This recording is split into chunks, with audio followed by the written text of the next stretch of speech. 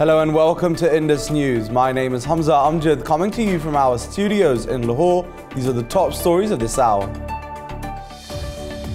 Dozens of government soldiers and Taliban fighters have been killed in fierce fighting in northern Afghanistan.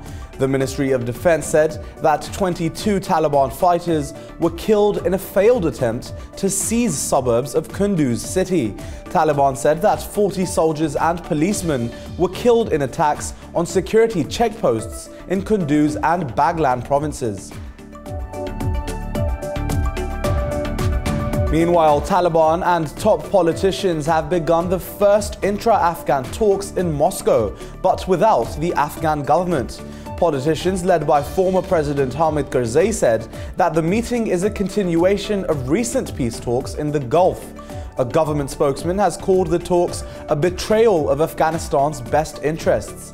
Taliban negotiator Sher Abbas Tanakzai is leading a 10-member delegation at the two-day talks in Moscow.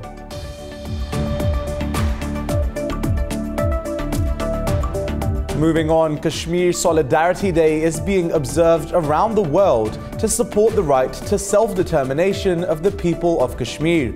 Pakistan has reassured Kashmiris that it would remain committed to the Kashmir cause. Foreign Minister Shah Mahmood Qureshi said that no doctrine of state security could justify India's heinous acts of violence in Kashmir. Freedom struggle leaders in occupied Kashmir, Sayyid Ali Gilani and Mirwais Umar Farooq, have thanked Pakistan for its continued support. Kashmiri leader Yasin Malik has criticized the international community for its criminal silence over the continued oppression of Kashmiris.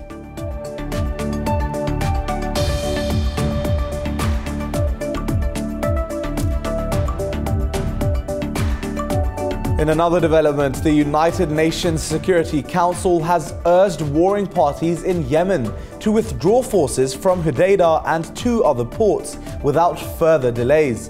This comes ahead of UN-hosted talks between Yemen's government and Houthi rebels in Jordan today to thrash out a prisoner exchange deal. The International Committee of the Red Cross has warned that the prisoner exchange hangs in the balance because of deep distrust.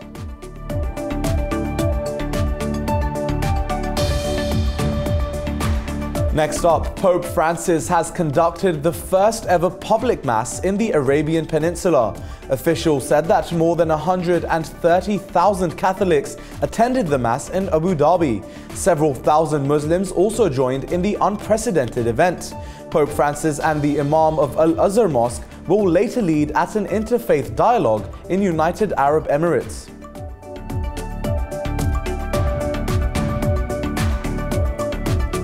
And Chinese communities around the world have welcomed the Lunar New Year with prayers, family feasts and shopping sprees. The most important holiday of the Chinese calendar marks the New Year with a fortnight of festivities.